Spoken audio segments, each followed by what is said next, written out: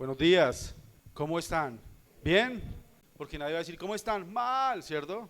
Pero seamos realistas, a veces venimos delante de Dios bien, animados, una buena semana, pero a veces también venimos delante de Dios no tan bien, cargados, con semanas difíciles. La diferencia que hacen los cristianos es que tenemos esperanza a pesar de los momentos difíciles. ¿Están de acuerdo con eso? Así que, empezando la enseñanza, quiero decirles que para mí ha sido una semana difícil, ha sido una semana difícil en muchos aspectos. Quiero hablarles un poquito antes de la palabra de Dios, un poquito de la organización de la que hago parte, porque también tiene que ver con esto que les voy a decir, pero ha sido una semana difícil en cuanto al ministerio. El ministerio es el servicio que hacemos a Dios. Nosotros acompañamos a iglesias, a congregaciones, a iglesias locales en el proceso de un rejuvenecimiento. ¿Qué significa esto? No de poner la iglesia más moderna, no es eso. Es el trabajo para alcanzar las nuevas generaciones y tener un recambio generacional. Quiere decir que nuestras iglesias, ¿cuántos de aquí van a envejecer? Eso es inevitable. Por ahí dicen que madurar, por ahí dicen que envejecer es inevitable, madurar es opcional. ¿Sí o no? Entonces, todos vamos a envejecer. ¿Qué necesita una iglesia para que permanezca en el tiempo? Un recambio generacional, una nueva generación que asuma la responsabilidad. Bueno, eso es parte de nuestro trabajo. En el ministerio estos días no ha sido fácil, aunque a veces se reciben noticias buenas. Esta semana ha sido de pastores, ay pastor, ayúdenos a orar. No, ha sido una semana difícil a nivel familiar dentro del cuerpo pastoral. En mi vida financiera, estos días en Bogotá toca tener 2 carros por el pico y placa y por las distancias, y los 2 carros nos han sacado un montón de plata. Y yo, Dios mío, ¿sí? Y además a nivel familiar, soy papá de 2 niñas, de 2 mujeres. Una tiene 10 que me está acompañando, por allí fue a donde están los niños. Espero que se comporte bien, no mentiras, ella le gusta, pero es un poco activa. Y mi hija de 16 años, una adolescente. Y bueno, la adolescencia es una etapa desafiante, ¿cierto? Así que amo a mi hija, pero me está sacando canas. Entonces, no, mentira, la adolescencia es una maravilla. Y lo digo esto como antelación a contarles de nuestra organización. Soy el director para Colombia de un ministerio que se llama un ministerio proeclesial. Pro significa que sumamos a lo que hace la iglesia. Nos juntamos en esfuerzos con la iglesia para hacer mejor el trabajo con las nuevas generaciones. Se llama E625, pero no es por Efesios 6:25 ni por Eclesiastés 6:25. No busquen el texto que no existe, ¿sí? E625 significa especialistas. Entonces somos pastores, profesionales, líderes, que nos hemos juntado para trabajar en torno a las nuevas generaciones. Hay 5 etapas camino a la adultez. ¿Cuántas? 5. La primera infancia, si usted está tomando apuntes, esto es bueno, si usted es papá, abuelo, tío. La primera infancia ocurre entre los 0 y los 5 años. Y esta es una etapa de imitación. Y es una etapa, como lo dice pues el nombre, es de iniciación. Pero todo lo que ocurre normalmente ocurre porque lo ve de alguien. O sea, un bebé camina no porque se aburrió de gatear, sino porque tiene un reto. Aparte de los seres humanos somos de retos. ¿Y qué es? Ver a su mamá, a su papá caminar. Entonces él quiere imitar esos movimientos y por eso ocurre la caminadita. Igual él habla.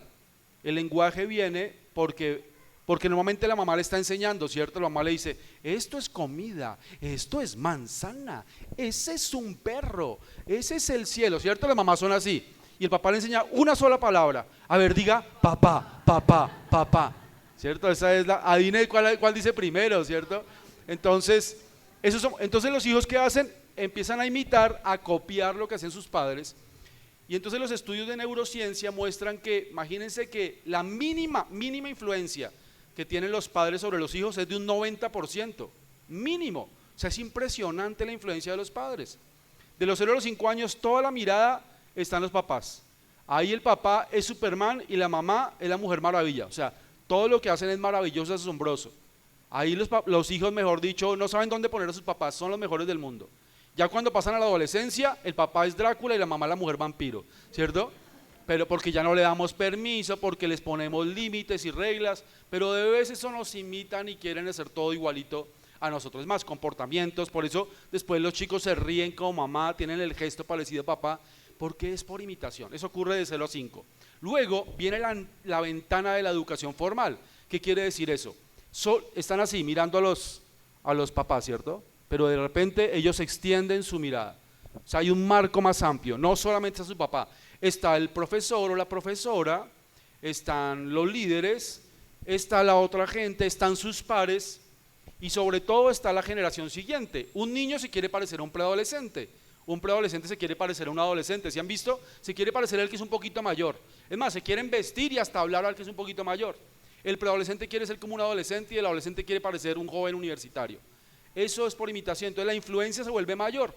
Esa es la ventana de la educación formal y nosotros como ministerio queremos aprovechar esa ventana y es normalmente cuando se escolariza, más o menos a los 6 años y terminan su universidad como a los 25, por eso nuestro ministerio se llama especialidades 6-25, porque entre los 6 y los 25 hay 4 etapas camino a la adultez. La niñez, que ocurre entre los 6 y los 9 años, que entonces eso es una etapa de explorar, entonces empiezan a indagar, ¿se han visto los niños de 8? ¿Y por qué? ¿Y por qué? ¿Y por qué? Luego viene la preadolescencia, que es entre los 10 y los 12, y esta etapa es una etapa de identidad. Durante mucho tiempo hemos descuidado la preadolescencia, porque la preadolescencia la veíamos como un momento de transición entre la niñez y la adolescencia, pero no, es una etapa que ocurre hasta 4 años, no puede ser una transición. 4 años con un montón de información, esto no puede ser solo un momento. Así que se ha definido esto como una etapa y tenemos recursos específicos de investigación y de acompañamiento y de discipulado para esa etapa. Mientras organizaciones como Disney, Nickelodeon, Nike, Adidas invierten muchísimo presupuesto en esa edad, nosotros a veces como papás, como mentores, como líderes, la hemos visto como algo, como está bien, están creciendo, pero no somos tan enfáticos. Es más, es una edad donde a veces no sabemos qué hacer con ellos en la iglesia, porque ya no les gustan las canciones de la escuela dominical, porque ya no les gustan mucho las clases porque son muy infantiles, y porque tampoco los podemos tener en jóvenes porque se hablan temas muy grandes para ellos. Así que los tenemos ahí como que no sabemos y los entretenemos y nada más. Bueno, mis queridos, mientras nosotros hacemos eso sin tanta intencionalidad, afuera nos están bombardeando a nuestros chicos, porque es una etapa de identidad. Entonces, mientras tanto, Nike y Adidas están mandando un montón de información. ¿Para qué? Para fidelizarlos.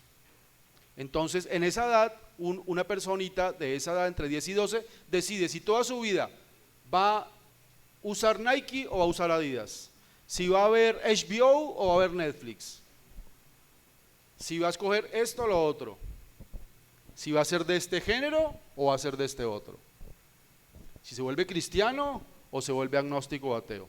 En esa edad empiezan esa clase de decisiones.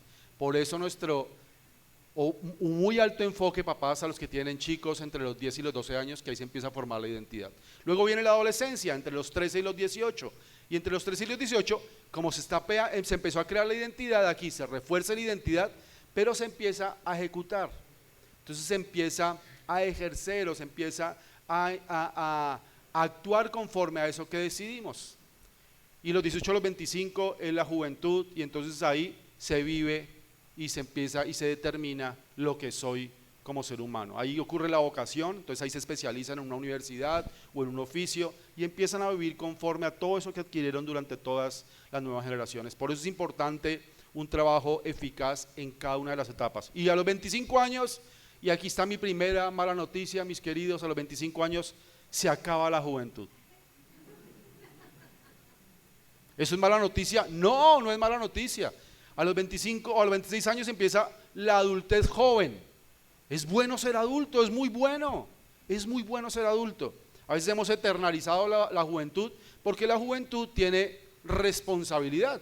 Por eso la gente quiere ser joven toda la vida y que no le digan adulto, porque la adultez obliga a ser responsable y necesitamos que las nuevas generaciones sean responsables de sus acciones y de sus decisiones. Así que la adultez debe ser como una graduación, solamente que después la adultez o es la adultez joven, así que pueden seguir experimentando vigorosidad en su cuerpo. Así que eso se dedica a nuestro ministerio y por eso hoy quiero hablarles de nuevas generaciones. No sé si tenemos los datos que nos preocupan hacia las nuevas generaciones, que de pronto usted quiera conocerlos. Encuestaron a más de 40.000 jóvenes en Latinoamérica con la intención de saber cómo están frente a diferentes acciones y decisiones de su vida.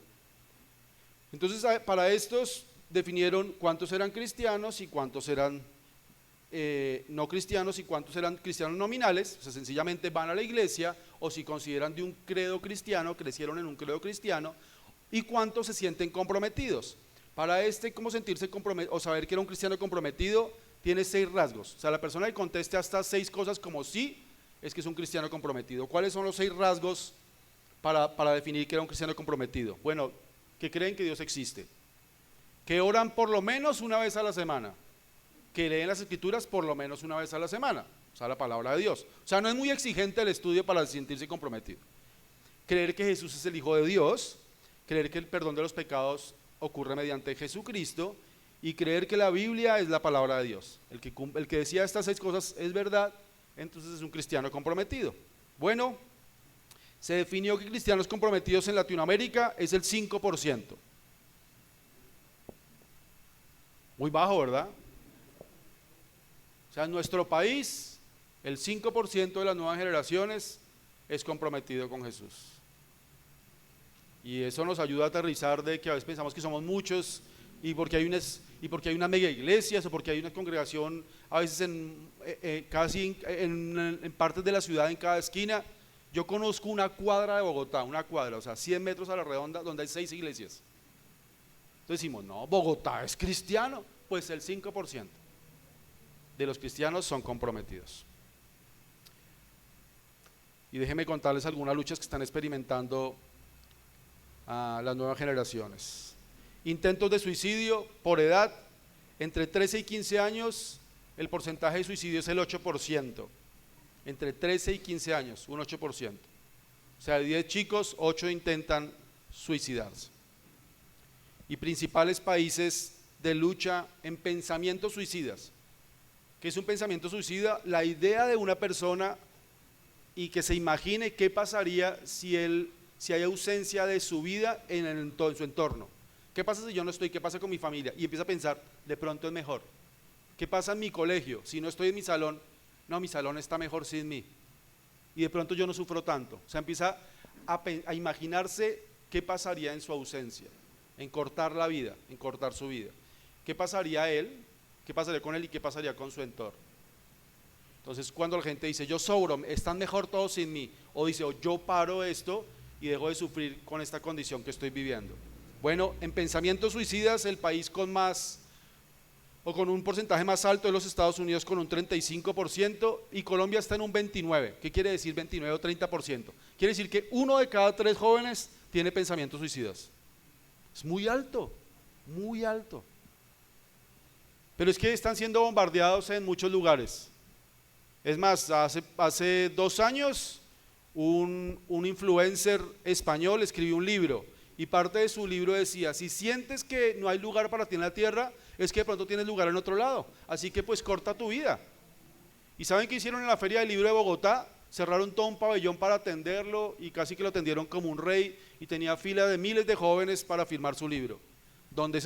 Porque ese libro era de consejos y le voy a decir el nombre, se llama El Rubius, así que sus chicos, si sus chicos ven a este influencer, tengan cuidado, porque dice cosas chéveres en algunos aspectos, es gracioso, hace algunas dinámicas de videojuegos que son interesantes, pero cuando habla de filosofía de vida, imagínense las tonterías que está animando a la juventud. Precisamente hablando de videojuegos, de música, de moda, de artes, es interesante, pero se gana la confianza de los chicos y en cosas más profundas puede llegar a dar ideas. Y es que él está queriendo que la gente se muera, seguramente no. Pero ¿qué hace un influencer? Se para frente a una cámara, la prende y empieza a hablar lo que a él se le ocurre. Ese es el peligro de quien está influenciando a las nuevas generaciones. Y para los que están aquí, papás, los papás somos, ¿quién es papá aquí? ¿Quién tiene hijos? Hartísimos, funciona. Yo apenas pasé y los vi un poquito, por eso quise poner las estadísticas. Y yo veo muchos que son aquí papás. Los papás somos la mayor influencia en la vida de los hijos. ¿Qué tal si lo repite después de mí? Yo soy la mayor influencia en la vida de mis hijos. No importa si su hijo tiene 3, que tiene más del 90% de influencia, o si tu hijo tiene 40, tú sigues siendo influencia. O dígame si no, abuelos. Ustedes le dicen algo a los hijos y los hijos siguen ahí escuchándolos. No pierdes esa influencia. No se, y menos se la deja a YouTube o a Twitch, porque no es un peligro lo que los chicos están viendo. Tampoco voy a decir que todo es malo. Simplemente tengamos cuidado con lo que ellos están viendo. Bueno, en pensamientos suicidas, ese es el porcentaje. Ahora miren, en intentos de suicidio. Intento ya es una acción de quitarse la vida. Colombia es el 4.º país a nivel mundial en intentos de suicidio, con un 11%. Eso quiere decir que 1 de cada 10 está intentando quitarse la vida. Es absurdamente alta esa estadística para nuestro país. Y 3 de los 4 países son latinos. El primero es la India, luego México, Argentina y Colombia. ¿Por qué ocurren los pensamientos suicidas? Por confusión en identidad de género, víctima de acoso en línea, atracción por personas del mismo sexo, depresión, uso de drogas recreacionales, altos niveles de ansiedad, uso de alcohol y otras sustancias. Entonces ellos, que esa información, esa lucha que están teniendo, los lleva, no lo voy a trabajar, me asusta lo que está pasando en mi vida, soy diferente, estoy mal, y sí están mal, pero les asusta contarlo a sus padres, a otros, y ser señalados, ser etiquetados, ser rechazados. Así que una alternativa para que no sufran es parar con su vida y viene ese pensamiento. Entonces tengo aquí unas estadísticas sobre el consumo de alcohol en Latinoamérica en los últimos 6 meses. Imagínense que Colombia, de consumo de alcohol en adolescentes, está entre el 41% y el 50%. ¿Qué quiere decir eso? Que 1 de cada 2 jóvenes consume alcohol. Altísima la tasa. De tabaco estamos entre un 15 y un 23%. No se quede con la estadística del alcohol, ¿no? Entonces, no, pues tabaco no es tanto, 23% es mucho, es 1 de cada 4. De marihuana estamos de un 6 a un 12%, muy alto, y para el continente es muy alto.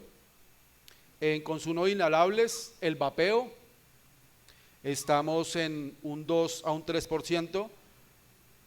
En consumo de cocaína es entre el 2 y el 3%, eso es muy alto. De éxtasis, o sea, de temas de pepitas, y eso sobre todo se logra o se consume en fiestas, estamos en un 2 a un 3%. Dice el estudio que los adolescentes pasan un promedio de 7 horas y 23 minutos diarias en línea, en el celular, en el iPad, en el computador, en línea, con otras personas, en vivo. 7 horas 23 minutos, la tercera parte de un día. Y del 100% de las personas encuestadas, de ese 100, 94% dicen que miran videos todo el día. Y videos de influencia, o sea, están escuchando a otros lo que le quieren decir. Y habrá unos que escuchan a Itiel Arroyo, qué maravilla, pero hay otros que escuchan basura. Los adolescentes que son usuarios de internet luchan más con problemas de salud mental, como el pensamiento suicida, intentos de suicidio, alto nivel de ansiedad, depresión. Miren miren, escuchen porque no lo están viendo, perdón. 3 de cada 10 adolescentes a nivel global reportan que han tenido actividad sexual en los últimos 3 meses. 3 de cada 10. Miren la siguiente. La tasa es incluso mayor entre los cristianos. 1 de cada 3. Los adolescentes dicen que la familia es su lugar de referencia para obtener orientación sobre algunas de las preguntas más importantes de la vida, como por ejemplo, qué está bien y qué está mal y el significado de la vida. En cambio, las redes sociales y los amigos son la principal influencia de los adolescentes cuando se trata de conversaciones sobre género y sexualidad. Hay falta de confianza dentro de casa y con la gente cercana que puede ser propositiva.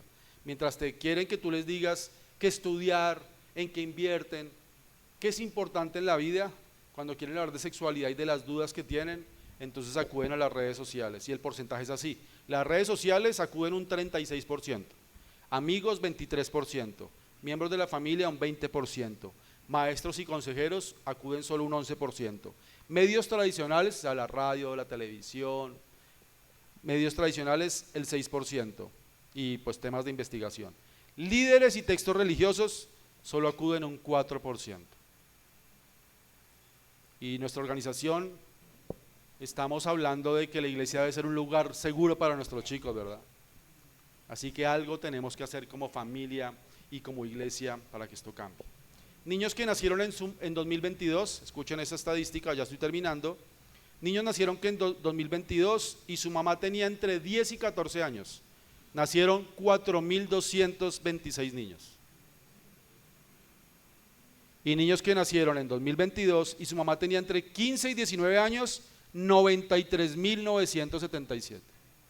Para un total de 98.203 bebés que nacieron y su mamá tenía entre 10 y 19 años. Mi hija tiene 10 y está jugando, vino con peluche. Y mi otra hija tiene 16 y todavía no tiende bien la cama. Ya hay 98.000 que son mamás. Y eso es las que tuvieron bebés, porque mi siguiente dato es que el año pasado la Federación Colombiana de Obstetricia y Ginecología estima que en Colombia se realizaron 400.400 abortos a través de métodos no seguros. Los reportados, porque dicen que puede ser el doble con los que son de manera clandestina. Y esta es mi última estadística, y habla del 68% de deserción dentro de la iglesia. ¿Qué quiere decir esto? Que 7 de cada 10 niños, preadolescentes, adolescentes y jóvenes que vienen a nuestra iglesia, 7 de 10 no vuelven, no los retenemos, no los consolidamos. De 10 solo se quedan 3. Esto no es una labor del pastor y del que da una lección en la escuela dominical. Es una experiencia y una oportunidad y una responsabilidad de toda la iglesia. Aquí si la gente viene a conocer a Cristo, conozca a Cristo y aparte se sienta que este es un lugar seguro, que esta es la iglesia del Señor. Y perdónenme por empezar con malas noticias, ¿no? Normalmente un mensaje es como vamos a animarnos. Pues yo pienso que depende cómo veas el cuadro, cómo veas el momento. Y la estadística es mala, ¿cierto? O sea, los números no favorecen. Entonces veámosla positivamente. Hay mucho por hacer y podemos hacer, ¿cierto? Es como si usted tiene un carro modelo 85, usted dice, no, pues hay mucho para meterle o pues puedo cambiarlo por cualquiera que lo cambie mejor que este, ¿cierto? Hay mucho o usted tiene un último modelo híbrido, mejor dicho, usted dice, pero ¿qué le puede hacer? Ya viene, y si toda la estadística fuera bueno, pero ¿qué más hace la iglesia si ya todo está hecho? Pues bueno, aquí les estoy mostrando un carro modelo 80 y pico, bien dañado. Entonces estoy diciendo, ¿la iglesia está mal? No vengo a decirles eso, vengo a decirles, lo podemos hacer mejor, podemos ser mejores papás, podemos ser mejor familia, podemos ser mejor iglesia. Hasta aquí Dios nos ha traído y hemos impactado a Pereira, Risaralda, Colombia, la iglesia de Cristo se ha movido. Solamente creo que necesitamos revisar lo que hemos hecho y hacerlo de manera eficaz. ¿Qué tal si me acompaña a Hechos capítulo 20? Me gasté casi todo el tiempo en la estadística, perdónenme. No lo voy a demorar, antes de la 1 estamos fuera. Hechos capítulo 20, versículo 7 en adelante. Hechos capítulo 20, versículo 7 en adelante. ¿Qué versión leen normalmente? NBI. Bueno, entonces lo voy a leer en la NBI. Primero, Hechos 20, 7. Aunque hay unos que se niegan a la NBI, por ahí vi Reina Valera. Está bien, la Reina Valera es linda. Fue hecha por 2 monjes católicos, pero es linda. Muy bien, el primer día de la semana nos reunimos. ¿Estoy bien, cierto? Nueva versión internacional. El primer día de la semana nos reunimos para partir el pan. Como iba a salir el día siguiente, Pablo estuvo hablando a los creyentes y prolongó su discurso hasta la medianoche. Versículo 8. En el cuarto del piso superior, donde estábamos reunidos, había muchas lámparas. Un joven llamado Eutico, que estaba sentado en una ventana, comenzó a dormirse mientras Pablo alargaba su discurso. Cuando se quedó profundamente dormido, se cayó desde el tercer piso y lo recogieron muerto. Señor, te damos gracias por tu palabra, gracias por estar reunidos hoy como asamblea, como iglesia. Señor, te pedimos que tu palabra transforme nuestros corazones. Y Señor, yo, Jorge, se niega a salir de este lugar a como entró. Señor, que tu palabra haga algo en mi vida y en la de mis hermanos aquí, Señor. Háblanos. Sí hemos hablado de malas noticias, pero nos tienes aquí y nos tienes como tus hijos y como tu pueblo, con el propósito y el plan de que conozcan de ti y que los que no conocen de ti tengan un encuentro personal contigo y tú cambies sus vidas como has cambiado la nuestra. Háblanos, enséñanos en el nombre de Jesús. Amén. Entonces voy a hacer un mensaje diferente. Estoy acostumbrado a que le digan 1, 2, 3 puntos. Bueno, voy a hacer un glosario. Este mensaje lo voy a hacer a nivel de glosario. ¿Qué es un glosario? Un glosario, y eso lo aprendí con mis hijas, y es que a mis hijas ahora para cada investigación le dicen que pongan un glosario. Un glosario es que ponen las palabras que de pronto no son muy claras y poner el significado de cada una, ¿cierto? Entonces vamos a revisar ese texto que normalmente es un texto que no estudiamos. O si yo le pregunto a usted, ¿ha leído alguna vez Hechos capítulo 20, la historia de Eutico? Usted podrá decir, sí, ¿qué habla ahí? De un milagro que pasó. Y como que solo vemos como el milagro que hizo, pero bueno, ¿qué tal si lo revisamos un poco? Bueno, un glosario.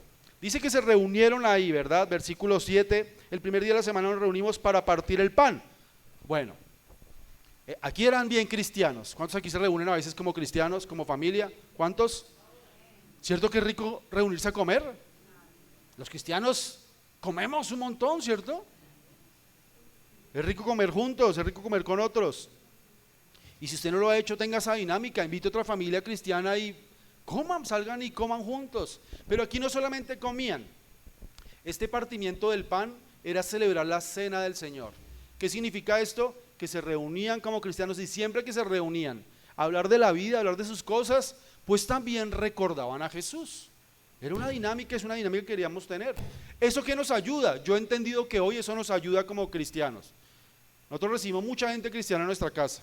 Van familias, van parejas, van amigos y amigas de mis hijas, y uno a veces dice, y uno se sienta a hablar, y cuando no tiene algo propositivo de qué hablar, ahí uno lo que termina haciendo, hablando de los hermanos. ¿Y si vio la señora que fue el domingo a la iglesia nueva? Sí. ¿Si vio que esos zapatos no le combinaban con nada? ¿Y usted si vio que esa parejita iba como malacarosa? Eso fue que pelearon antes de llegar a la iglesia. Y empieza uno ahí, entonces, pues bueno, cuando uno tiene en el centro de cualquier reunión a Jesús, es diferente. Entonces celebraban la cena del Señor, ¿por qué? ¿Qué es la cena del Señor? Acuérdense, allá Corintios 11, uno recordaba la muerte del Señor y que Él viene otra vez. Uno siempre está recordando, Él estuvo antes, está ahora y vendrá algún día, ¿cierto? Eso es recordar a Jesús. Así que estos se reunían a partir el pan y celebrar a Jesús. Hechos 2:42 habla de 4 cosas que debe hacer la iglesia de Jesús: el partimiento del pan, el mensaje de los apóstoles, la oración y compartir unos con otros. Así que estos estaban aquí compartiendo. Entonces dice aquí que Pablo prolongó su discurso hasta medianoche. Ellos se reunieron como a la tarde. Esta gente se reunía como 6 de la tarde. O sea, este tipo llevaba 6 horas hablando. Pablo llevaba 6 horas hablando ahí, o llevaba tiempo hablando. Eso me anima a que yo hoy me extienda. Mentiras. Pero el hombre llevaba un montón de horas ahí hablando. Normalmente una reunión, y por qué lo digo, culturalmente la reunión iniciaba antes de que se pusiera el sol. La gente cuando ya era de noche no se reunía, además que era una iglesia perseguida, trataban de no llamar la atención. Si iban de noche a reunirse, ya llamaban la atención. Entonces se centraban en una casa antes de que oscureciera. O sea, esto como a las 6 de la tarde, ¿cierto? Depende de la época del año, no dice la época del año, podía ser verano, entonces de pronto era 9 de la noche, yo qué sé, pero ya 3 horas es muy largo que un hombre hable. Así que Pablo estaba ahí extendiendo. Seguramente Pablo dice ahí que se iba a ir, así que era un discurso emocional, quería decir tantas cosas. Ahí me ocurre cuando estoy en un lugar, ¿cierto? Uno quiere dar tanta información, uno se extiende, uno habla. Antes de irme yo quisiera decirle tantas cosas, uno como que hasta transmitir su fe, su pasión a otros, que uno ve así. Eso me pasa con los jóvenes, uno quiere hablarles y los ve ahí. Si una vez quisiera hacer una transfusión de sangre y meterles, ¿cierto, papás, que eso pasa? A ver si. Bueno, ese era Pablo, estaba ahí extendiendo su mensaje. Dice también en la Nueva Versión Internacional, en el cuarto del piso superior donde estábamos reunidos había muchas lámparas. Entonces hay 2 cosas. Era una planta alta, era una casa con ¿cuántos pisos? 3. Y lo dice al final cuando el jovencito se cayó, dice que se cayó del 3er piso. Bueno, eso muestra que era un lugar de una familia prestigiosa, era una familia acomodada, con recursos, porque eran los que podían echar plancha y echar para arriba la casa, así que este era un lugar donde cabían muchas personas. Así que empecemos a pensar en el entorno, o sea, había mucha gente. Aparte dice que había lámparas. La Nueva Traducción Viviente me encanta lo que dice de las lámparas. Dice que las lámparas titilaban. Entonces imagínense, un lugar, aunque era grande, con mucha gente adentro, tanto que no cabían que les tocó sentarse en las ventanas. Había lámparas. ¿Cómo se prendían las lámparas en ese entonces? Con aceite. Y cuando el aceite se quema, ¿qué bota? Humo. Pues imagínense, mucha gente, las lámparas titilando, o sea, no es una luz constante, no es una luz LED, sino, entonces, y un señor hablando ahí de 3 a 6 horas, y aparte mucho humo, obviamente en un ambiente complejo para permanecer despierto. ¿Estoy justificando a Utico? No, pero estoy siendo empático y lo estoy entendiendo. Había muchas lámparas, titilaban. Las lámparas tienen una luz inconstante, porque eran de aceite, y las lámparas expulsan humo, eran de combustible. Y bueno, aquí en nuestro glosario está Eutico. Eutico. ¿Qué significa Eutico? ¿Alguno lo sabe? Bueno, Eutico significa afortunado, feliz, bendecido. Paradójico, ¿no? Que el tipo que se cayó por la ventana se llamaba feliz. Se cayó feliz. Se cayó bendecido. Qué afortunado, se cayó. Bueno, ¿qué características dice ahí de Eutico? Que es joven. Era un jovencito. Y ser joven, ser menor, es ser inexperto. Ser joven, ser menor, es no medir riesgos. Pues tanto que se sentó en una ventana en medio de todo ese ambiente que les acabo de decir. ¿A quién se le ocurre, con muchas personas, en un mensaje tan largo, lleno de humo, lleno de lámparas, sentarse en el borde de la ventana y empezar a... Ayer viajé de Bogotá aquí en carro y arranqué a las 4 de la mañana. Para arrancar a las 4 me levanté a las 3, el problema es que me había acostado a la medianoche, así que dormí 3 horas y solo venía con mi hija pequeña. Entonces ella se subió al carro y quedó profunda. Entonces yo empecé a manejar y el tráfico fue terrible. Bueno, llegué aquí ayer a las casi 7 de la noche. Claro, paré en Ibagué donde unos amigos, además que teníamos una charla precisamente en la mañana sobre esto, así que paré donde unos amigos en Ibagué, entonces ahí quedé un rato, pero no había dormido, entonces me la pasé fue hablando, no descansando, y luego seguí y tengo otro amigo en Cajamarca de la iglesia bautista, entonces paré también ahí, mi hija se encontró con una amiguita, entonces jugaron, entonces se alargó hasta las 6:30 que llegué aquí, llevaba muchas horas sin dormir, entonces ya llegando aquí a Pereira ya empecé, y yo hago así y yo de una paro, de una paré, camino un poquito ahí como en la carretera y sigo porque uno empieza como, no, yo soy fuerte, termino por ahí fuerte en un barranco, entonces yo no tengo problema en parar, pero cuesta, ¿cierto? Pero uno siente que uno ahí como que parpadea y uno hace algo, no, este parpadeo dijo, yo puedo, cuando se dio cuenta, estaba en el piso. ¿Por qué? Yo como aprendí eso, tengo 45 años, pues yo he aprendido con la vida de que si llego a parpadear, porque he visto a otros, porque he visto carros fuera de la carretera, porque he leído y he visto en noticieros sobre accidentes que pasan por microsueños. Pero un jovencito no, cree que se la sabe todos, cree que puede controlar, que tiene fuerzas. Eso, ahí se nota que era un niño, era inexperto. Otra razón, y porque dice que es menor, no mide los riesgos. Un menor no mide qué le puede pasar, no mide las consecuencias. Por eso tiene papá y mamá, por eso tiene líderes, por eso tiene maestros, que le pueden mostrar los riesgos de cada acción y de cada decisión. La juventud, y este Eutico sobre todo, era un chico sin temores. ¿Cuántos de aquí se sentarían en una ventana, al borde de una ventana? Les voy a aclarar algo, no, en esa época no existía el vidrio, o sea, era el solo marco. ¿Cuántos se sentarían en una ventana de un tercer piso sin problema a escuchar? Nos da como miedito, ¿cierto? Mejor me hago adentro.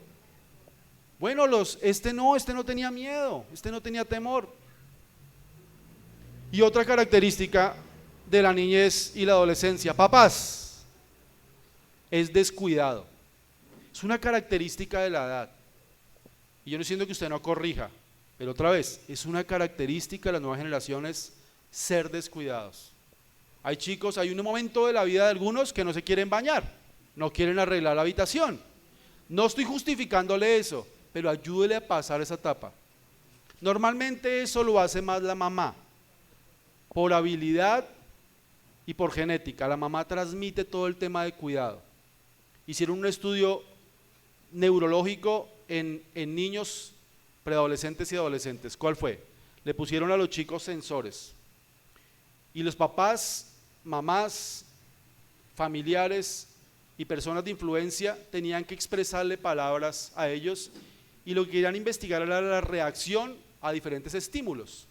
Entonces la mamá cogió y le dijo lo que siempre decimos, o lo que dicen las mamás, ¿no? Lleve saco que va a llover. Bueno, de pronto en Pereira no dicen tanto, pero en Bogotá eso es una frase de todas las mamás, porque todo el tiempo llueve, todo el tiempo hace frío. Lleve el celular cargado, ¿cierto? Y preciso lo sacan en la cuadra y 10 por 10 de pila. Entonces siempre la mamá está recordando esos temas de cuidado. Cuando una mamá le decía una expresión acerca del cuidado, de la responsabilidad, entonces tenía un impulso, o sea, tenía un nivel, tenía una expresión, su cerebro reaccionaba, tenía una reacción al estímulo del papá. Bueno, de la mamá. Cuando el papá le decía exactamente la misma frase, tenía un estímulo pequeño. Entonces empezaron a, repítaselo otra vez, repítaselo otra vez. ¿Saben cuántas veces tuvo que decirle el papá para alcanzar el mismo estímulo de la mamá? 19 veces. En cuanto a temas de cuidado.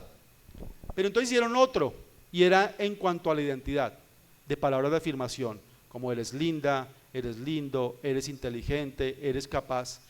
El papá le decía y se iba el pico alto, y la mamá le decía y ¿saben cuántas veces tuvo que repetirlo la mamá para alcanzar el mismo estándar del papá? 19 veces. ¿No es impresionante que sea exactamente proporcional? Cuando Dios habla de la familia, hombre y mujer, y cuando estamos para complementarnos. Ahora que estoy diciendo, no, mi hijo creció solamente con mi mamá, entonces nada que hacer, nos va a ir mal. No, yo crecí solo con mi mamá. Solamente que los que son aquí, que están solitos, pues en un área dígalo una vez, y en el otro área dígalo 19 veces. Ni modo. A las que están criando solitas, pues le toca repetir más temas de identidad para que el hijo se lo crea. Y el estímulo de un líder, de una persona de influencia, el tío que admira, el líder de la iglesia, el profesor que admira, tienen que repetirlo más de 70 veces para alcanzar un estímulo cercano a los papás. Se dan cuenta que los papás somos la mayor influencia en la vida de los hijos. Pero necesitamos otros, necesitamos cómplices espirituales, necesitamos personas que nos ayuden en la crianza de los hijos. ¿Por qué? Porque los chicos por naturaleza son descuidados. Así que este es el glosario. Y terminemos con 2, ventana. ¿Qué es una ventana? ¿Qué se les ocurre? ¿Qué es una ventana? Me están haciendo así. Eso es como, ¿qué es desmenuzar? ¿Cierto? Uno como que no sabe decir con palabras, sino, ¿qué es una ventana? Allá, señora, un espacio en una pared para que entre el aire. Muy bien. ¿Algo adicional? Muy bien, qué buen complemento. Una relación entre el interior y el exterior. Una ventana es una abertura que sirve para iluminar, para ventilar y una conexión entre dos lugares. En este caso, el interior y el exterior. Y profundamente dormido, dice el texto. Reposar con los ojos cerrados, en un estado inconsciente en el que se produce la suspensión de las funciones sensoriales y de los movimientos voluntarios. Así estaba Eutico, o sea, estaba muerto en vida. Reposar con los ojos cerrados en un estado inconsciente en el que se produce la suspensión de las funciones sensoriales y de los movimientos voluntarios. Ese es el glosario, así que déjeme darle algunos puntos de esta enseñanza. Primero, Eutico estaba en un lugar poco seguro, entre dos opciones: mirar hacia adentro y mirar hacia afuera. Y hoy este mensaje, aunque pueda haber jóvenes aquí, este mensaje es para padres y para toda la iglesia. Muchos de las nuevas generaciones que tenemos cerca están en un lugar no seguro. Están en la mitad. Tienen la posibilidad, ¿será que puedo agarrar esto? Pero no, ahí hay un micrófono. ¿Puedo agarrar una sillita? Acá hay una. Están sentados en la ventana. Y esta línea me sirve. Y aquí está la iglesia adentro. Aquí está. Ahí están dando el mensaje de Dios. Ahí están hablando del Señor. Es lo que estaba haciendo Pablo. Estaba enseñando que es la iglesia, estaba enseñando que es ser un buen cristiano, estaba enseñando a tomar decisiones, estaba enseñando a depender de Dios. Estaba ahí. Pero también hay un exterior. Y el exterior deslumbra. Usted y yo somos adultos y a nosotros nos deslumbra muchas cosas del mundo. Nos llaman la atención. Es más, vivimos en esa lucha de concentrarnos en lo de adentro, en el mensaje de Jesús, y no estar preocupados con lo que pasa allá afuera. O quererlo alcanzar, o ya nos alcanzó y estamos corriéndole. O estamos tan metidos ahí que estamos mirando cómo salimos. Pero estamos aquí. Imagínense las nuevas generaciones. Gente inexperta, gente descuidada. Están aquí en la mitad. Y ahí se sentó Utico. Y obviamente esto no lo dice el texto, lo estoy pensando y es mi imaginación, ¿verdad? Pero están nuestros chicos en una ventana, tienen que decidir hacia dónde mirar. Y el tico estaba ahí escuchando la palabra de Dios. El tico quería ser un buen cristiano. Pero a veces, mis queridos, el entorno mismo dentro de la iglesia no es tan cómodo. Y hoy nuestros chicos están en medio de la iglesia y hay mucho humo. ¿Y qué significa que hay mucho humo? Hay mucho cristiano que de boca es Señor, Señor, lo más importante es el Señor, y de palabra los mejores cristianos, pero a veces volteamos a ver sus acciones y son muy diferentes a lo que predican. Y entonces las nuevas generaciones están desilusionadas de generaciones anteriores que hablan y hablan una cosa y sus acciones son muy diferentes. Hoy criticamos que los jóvenes no se quieren casar, y yo también critico eso. Se lo digo a los jóvenes, porque el matrimonio es una experiencia hermosa, tiene sus desafíos, ¿sí o no, casados? Pero es hermoso. Después me invitan a hablar de matrimonio y oramos por sanidad. No, el matrimonio es espectacular, es complejo, pero es maravilloso. Pero los chicos no se quieren casar y uno dice, sí, por egoísmo quieren vivir su vida. Sí, eso es verdad, sí, eso es su mensaje, eso tiene toda la razón. Pero también creo que una de las razones por las que no se quieren casar es por el mal ejemplo que le hemos dado de matrimonios. Entonces criticamos, no quieren tener hijos. Es que esa generación nueva no quiere tener hijos. Pero cuando yo a veces escucho a papá diciendo, uy, no, esta adolescencia es que mejor dicho, está en la edad de ya saben qué. No, esa adolescencia ojalá se le pase rápido. Es maravilloso un hijo adolescente. Empecé diciéndoles, me está costando cosas de la adolescencia de mi hija. Llevo 25 años trabajando con adolescentes. Quiero que la adolescencia de mi propia hija salga bien. He ayudado a muchos adolescentes que hoy son adultos y me dicen, Jorge, gracias por estar conmigo en la adolescencia. Gracias por aguantarme, gracias por soportarme, por extender la gracia a Dios, por mostrarme a Jesús en medio de las dificultades. Gracias. Yo quiero que eso me lo diga mi hija, pero me cuesta. Hoy como papá me es difícil. Y es una niña que ama al Señor, pero claro, uno como papá quiere que todas las decisiones las tome de la mejor manera, ¿sí o no? Pero no es así. Pero ¿cuál es mi rol? Darle ejemplo de buen cristiano. Creo que hoy hay mucho humo dentro de la iglesia y perdóname que se lo diga, pero me pasa a mí. Yo quiero ser coherente en lo que pienso, en lo que digo y cómo acciono, cómo actúo, cómo gestiono mis cosas y que eso sea de ejemplo. Así que habla con tus labios, pero por favor, habla con tu vida. Hay mucho humo, hay mucha gente ahí, hay mucha gente reunida. Este era el entorno. Y está genial que haya mucha gente. Pero entonces aquí hay una pregunta. Había mucha gente aquí adentro.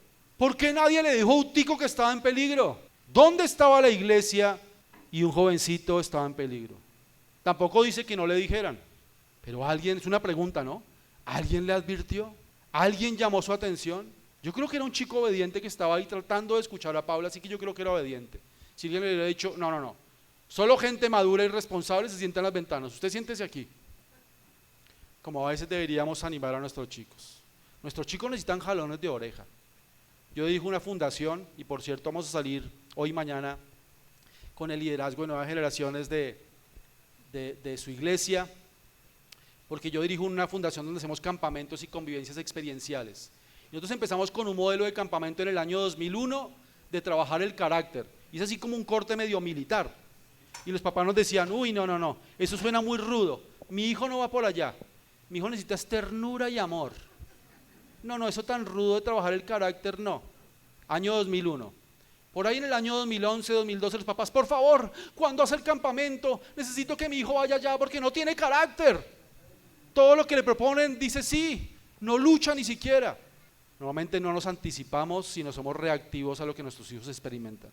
Y los dejamos y caigan en cosas cuando deberíamos crear estrategia y anticiparnos a las dificultades que les va a presentar la vida.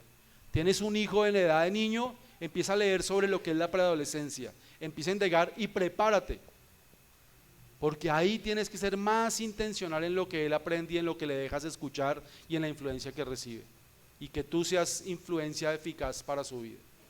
Eso necesitaba Utico, no solamente el mensaje de Pablo. ¿Era necesario? Por supuesto que sí. ¿Era eficaz? Por supuesto que sí. Pero aparte necesitaba una iglesia que lo cuidara y lo abrazara.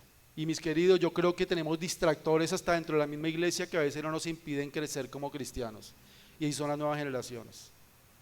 Yo hablo del rejuvenecimiento de la iglesia como ministerio, lo propagamos, instamos a las iglesias que sean más modernas en la manera que le hablan a las nuevas generaciones, pero no se trata de la forma. Hoy hay iglesias pintadas de negro y con pantalla LED, ya somos modernos. No se trata de la forma, no se trata de que ahora no usamos corbatas, sino venimos en jean y camisa por fuera, ya somos modernos, no se trata de eso. Hoy las nuevas generaciones hablan en otro lenguaje, necesitamos aprender el lenguaje de ellos. No para que usted hable como ellos, no, eso se llama ridiculez, no lo haga, ni yo lo hago y trabajo con ellos. Pero que usted pueda entender lo que le están diciendo, usted pueda entender el mundo y las tentaciones y la presión que ellos experimentan fuera, que usted sea empático, que le duela lo que ellos estén viviendo. Eso necesitamos. Usted y yo somos los adultos, usted y yo podemos revisar eso, porque usted y yo, y usted va a estar de acuerdo conmigo, ya conocimos al Señor, ya sabemos qué es estar sin Él, ya sabemos que eso no es bueno, ya sabemos que lo mejor que podemos tener en nuestra vida es el Señor. Así con seguridad podemos ir a indagar, porque eso no nos va a alejar del Señor. Porque Pablo se hacía judío con los judíos, ¿cierto? Pero griego con los griegos, romano con los romanos, hablaba de una manera con unos, hablaba de una manera con los otros, porque era un adulto, porque era maduro. Así que acércate a las nuevas generaciones. Pero este no es un mensaje solamente para los papás, es un mensaje para la iglesia. El gran Shema empieza diciendo: escucha Israel, el Señor nuestro Dios es un solo Señor. Pero dice: escucha Israel, y después le dice: enséñale esta verdad a tus hijos. ¿Qué verdad? Que es uno solo y que además lo amen con todo el corazón, con toda la mente, con todas sus fuerzas, con todo lo que son. Pero empieza diciendo: escucha Israel, es un llamado a todo el pueblo. Así que si tú no eres papá, tú eres tío, o tú eres abuelo, o tú eres un adulto de la iglesia, también es tuya la responsabilidad de que la siguiente generación permanezca en Jesús. Y que esta deserción del 70% sea diferente, por lo menos para el entorno de esta iglesia.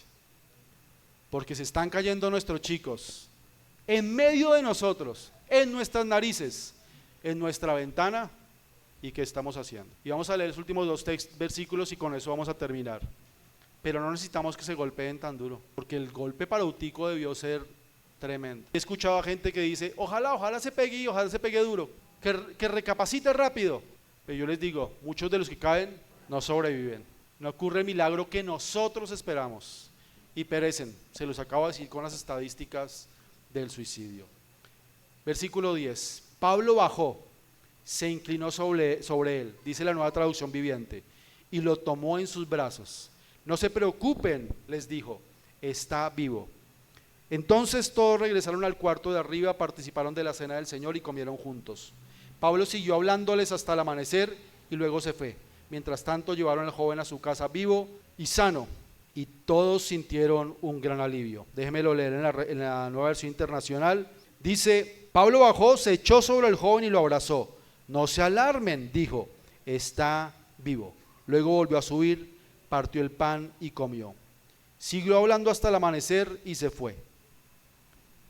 Pablo no solamente habló hasta medianoche, Pablo habló hasta las 6 de la mañana más o menos. Este tipo tenía mucho para decir, ¿sí o no? Yo creo que ya nadie se sentó en la ventana. Yo creo que algunos hasta de pronto cabecearon y de pronto hasta durmieron. Yo creo que es humano.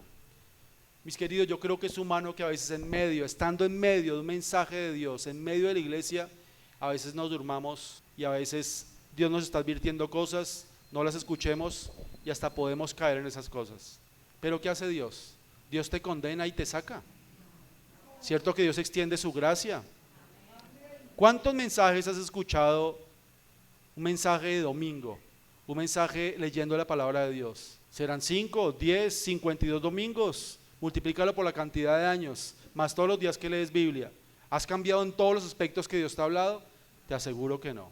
Si uno fuera intencional con lo que Dios, con una cosa que Dios le dice a la semana, cierto que seríamos muy diferentes, mejores creyentes, mejores hijos de Dios, más autoridad moral para exigir. Bueno, si Dios ha tenido esa paciencia contigo y conmigo, creo que necesitamos extender esa gracia y esa paciencia hacia las nuevas generaciones. Para terminar y como conclusión, primero, enfócate en lo verdaderamente importante. Pablo bajó, dejó el mensaje y se enfocó en este chico. Eso era parte de la enseñanza, enfocarse en las nuevas generaciones. Hoy las nuevas generaciones deben ser prioridad para una iglesia. ¿Quiere decir que descuidemos a las parejas o a los adultos mayores o a los hombres a las mujeres? No, pero otra vez, la Biblia nos hizo un llamado, iglesia. Por tanto, vayan y hagan discípulos. Y eso tiene que ver con la próxima generación. Así que vayan y hagan discípulos, salgan de aquí y que los más pequeños conozcan del Señor. Hagan ese trabajo, enfóquense en lo verdaderamente importante. Pablo dejó de hablar de Jesús y fue y actuó con el poder de Jesús. Yo no estoy diciendo que no hable y que no se congregue, por supuesto que no, hágalo, pero que esto sirva para que usted escuche y hable de Jesús, se empodere, sienta que Dios le habló y ahora vaya, salga y haga lo que hizo Pablo. Vaya y sea usted el milagro de Jesús, sea usted un gestor de Jesús en la vida de otros. Segundo, si fracasas, siempre ocurrirá un milagro. Pablo no bajó allá y lo vio y eso le pasa por estar dormido en la prédica. Ahí tiene. Bueno, claro que estaba muerto, ¿cierto? Lo hubiera resucitado, después de resucitado, ahí tiene, ve, ¿cierto? No. Pablo hizo el milagro. Nuestros chicos necesitan de nuestro amor, necesitan un abrazo, necesitan de nuestro afecto, necesitan de nuestra compasión, necesitan nuestra sonrisa. A mí nunca se me olvida cómo llegué a Cristo. Yo tenía 10 años y un niño de 8 me habló de Jesús. Un niño de 8 me habló de Jesús. Por eso trabajo con las nuevas generaciones. A mí un niño de 8 años me evangelizó. Y a veces menospreciamos. Allá los niños los entretenemos mientras los adultos crecemos. Allá los niños están aprendiendo la palabra de Dios, ¿sabían? Crea eso y que los estamos haciendo fuertes espiritualmente. La naturaleza les da un crecimiento físico, pero allí espiritualmente se están fortaleciendo. Sebastián me evangelizó y tenía tan solo 8 años y mi vida era terrible. En mi casa era violencia todo el tiempo y yo pensé que la violencia era parte de vivir en familia. Yo me levantaba en las mañanas y las sillas estaban patas arriba, losa rota por toda la casa. Mis hermanas eran muy rebeldes porque mi papá nos abandonó y nos dejó en crisis en todo sentido. Mis hermanas lo experimentaron de adolescentes, así que ellas se volvieron rebeldes con mi mamá. Y entonces ellas llegaban viernes, sábado, en la noche, tarde, mi mamá les llamaba la atención y se agarraban a los golpes mis 2 hermanas contra mi mamá. Entonces eso eran platos rotos, volteadas así de... ¿se han visto esas peleas de bar en las películas? En las películas, porque ustedes a los bares no van, ¿cierto? En las películas donde empieza una pelea y se vuelan las mesas y las sillas y las botellas. Bueno, así amanecía mi casa. Una semana y otra y otra. Yo me acostumbré pensando que eso era... O sea, que la violencia era normal. Además tenemos unos vecinos iguales o peores que nosotros. Entonces yo escuchaba las peleas al lado y dije, no, eso es normal. Entonces mi amigo Sebastián me presentó una cosa diferente y era la iglesia de Jesús. Y además de presentarme a un Jesús y una iglesia que me podía amar y me podía expresar otra cosa, yo recuerdo el día que llegué a la iglesia. Y la iglesia tiene una escalerita así como la escalerita que hay aquí. Y yo creo, la mamá de Sebastián se llamaba Yolanda y ella murió, pero Yolanda iba detrás mío. Y cuando yo iba caminando, yo creo, nunca le pregunté, pero ella le hizo señas al ujier. Entonces le dijo que yo era nuevo seguramente, porque yo veía que él hacía. Yo me acuerdo, man, se pasaron 35 años, pero yo me acuerdo que él se arrodilló. Yo, ¿cómo te llamas? Jorge. Jorgito, un gusto que vengas. Y me metió un abrazo y me hacía así, mi nombre es Danilo. No se me olvida, hoy es pastor en Villavicencio. ¿Saben una cosa? Ese abrazo hace muchos años no me lo daban a mí. Era un abrazo que me faltaba de mi papá. Era un abrazo, mi mamá era una comprometida con nuestra vida, con proveernos colegio, vivienda, abrigo, de todo. Pero por eso mismo nos descuidó emocionalmente. No estaba ahí para eso. Ese abrazo que me dio él, yo no sentí el abrazo de un Danilo, yo sentí el abrazo de una iglesia, de un cuerpo. Y eso, mis queridos, necesitan nuestros jóvenes, nuestros niños. Sin importar, vienen muchos de la calle rotos, puercos, llenos de pecado. Pero a esos jóvenes, a esos niños, a esa nueva generación, es la que tú y yo podemos abrazar con la gracia y el amor del Señor. Lo necesitan. Así que cuando salgan de por allí o cuando los veas ahorita entre ustedes, ámenlos. Hay unos que no les gusta el abrazo, pero hazle una linda sonrisa, diles que los amas, que son necesarios. Me enseñaron desde muy pequeño que los niños son la alegría de la iglesia, los jóvenes son la fuerza de la iglesia, los adultos son la madurez de la iglesia y los adultos mayores son la sabiduría de la iglesia. Cada generación tenemos algo para aportar a la iglesia. Primero, enfócate en lo verdaderamente importante. Segundo, si fracasas siempre ocurrirán milagros. Y tercero, Dios tiene planes con tu fracaso. Dice la Nueva Versión Internacional en el último versículo: luego volvió a subir, partió el pan y comió. Siguió hablando hasta el amanecer y entonces se fue. Al joven se lo llevaron vivo a su casa para gran consuelo de todos. Él fue enviado. Este que se acabó de dormir, oiga, usted ni siquiera escuchó el mensaje, pero lo sanan, ocurre un milagro, lo llevan a su casa y vaya, alivia a su familia, alivia a otros, provéele gracia a tus jóvenes, provéele salvación a los jóvenes. Y yo estoy convencido que chicos comprometidos con Jesús van a ir a su barrio, a su colegio, a su universidad, a hacer alivio para otros. Tú y yo no tenemos, yo trabajo con nuevas generaciones, pero no tengo la capacidad de ir a una universidad. Por allá veo a mis amigos de CRU. Ellos sí tienen todos unos planes y una estrategia para entrar a la universidad. ¿Pero a través de quiénes? De universitarios. Entonces, ¿qué tenemos que hacer como iglesia?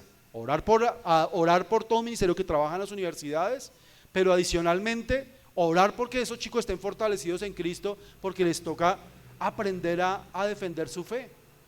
Y orar por todos estos ministerios que realmente hacen cosas poderosas. Aparte de que uno no es solamente con universitarios, pero van con un proyecto evangelístico para hombres, para mujeres, para parejas. Pero en el caso de nuestros chicos no podemos ir a un colegio a evangelizar, ¿cierto?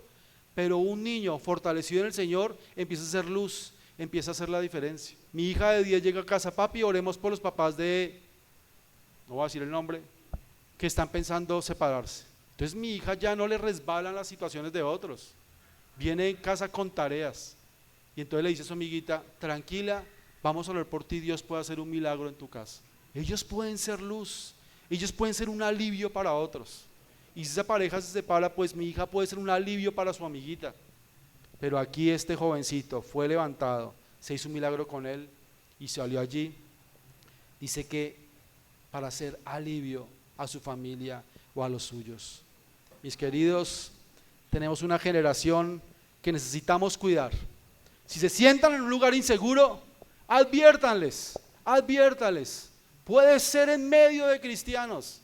No crea que porque nacimos en una cuna cristiana tenemos asegurado el cielo. Cada chico necesita una experiencia personal con el Señor. Y si tú estás en la ventana, así seas un adulto, yo te invito a que despiertes.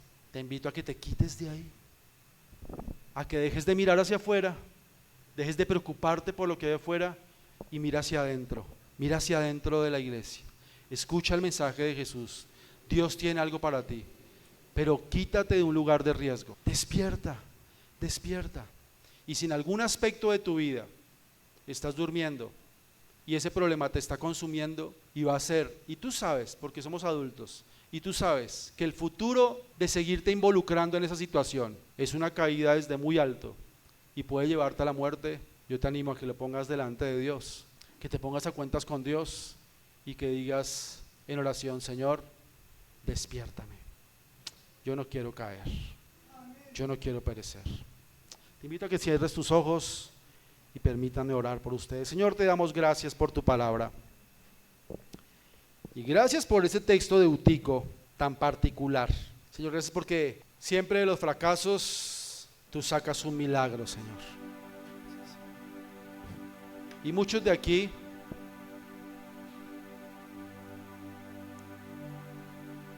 hemos salido de un fracaso. Muchos de aquí hemos experimentado fracasos. Muchos de aquí en ese momento de fracaso no veíamos sino humo, y el humo no te permite ver. Solo veíamos derrota, solo veíamos lo malo. En últimas, así es cuando estamos sin Cristo. Vivimos por vivir, vivimos con objetivos temporales. Pero lo lindo, Señor, es que en ti podemos ver de otra manera, y nuestros objetivos y nuestras metas son eternas, Señor.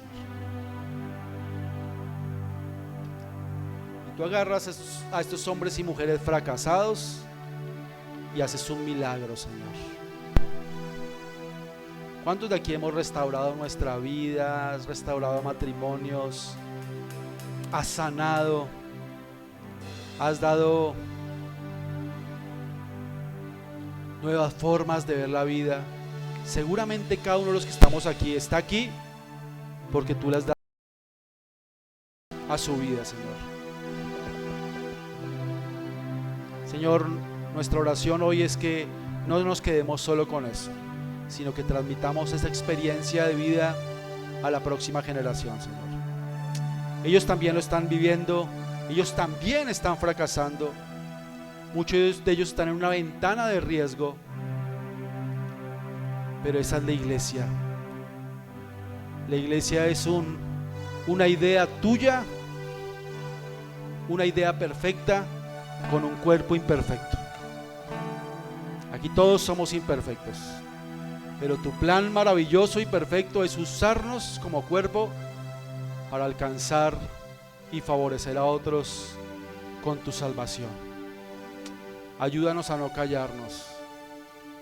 Ayúdanos a sentirnos responsables de que los menores conozcan de ti. Y no solamente con palabras, sino con amor, con gracia, con perdón, con acompañamiento, sin condenación, sin juicio. Señor, y si alguno aquí ha levantado crítica contra los jóvenes de la propia iglesia o de sus barrios, críticas,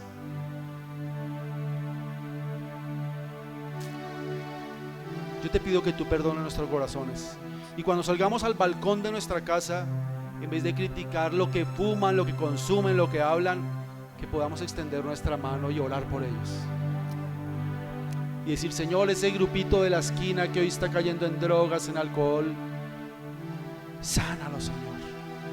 ¿Y por qué no ir hasta la esquina y preguntarle los nombres de Jesús? ¿Cómo te llamas? ¿Y para qué nuestros nombres? Porque quiero orar por ti. Y empezar a ser gestores de cambio en medio donde vivimos. Señor, si tú nos permites ver una necesidad, es que algo podemos hacer por ella, Señor. Ayúdanos, Jesús, a dejar la crítica a un lado, a dejar el juicio a un lado. Por supuesto que podemos juzgar acciones, pero tú lo permites hacer, Señor, y permites que podamos ver estas dificultades no para dañar a alguien, sino para cambiar la historia, Señor, porque tú nos has dado un llamado, es predicar tu palabra y enseñar a otros a obedecerte a ti, Señor. Da de nuevo a nuestros labios, Señor. Danos inteligencia para cumplir tu misión a cabalidad, Señor. Y que esta iglesia, las generaciones anteriores, todos los adultos mayores aquí, todos los adultos, todos los padres, los familiares, Señor, seamos un equipo que ayude a construir una próxima generación aferrada a tu nombre y a tu palabra. Te lo pedimos en el nombre de Jesús. Amén. Amén. Que el Señor los bendiga.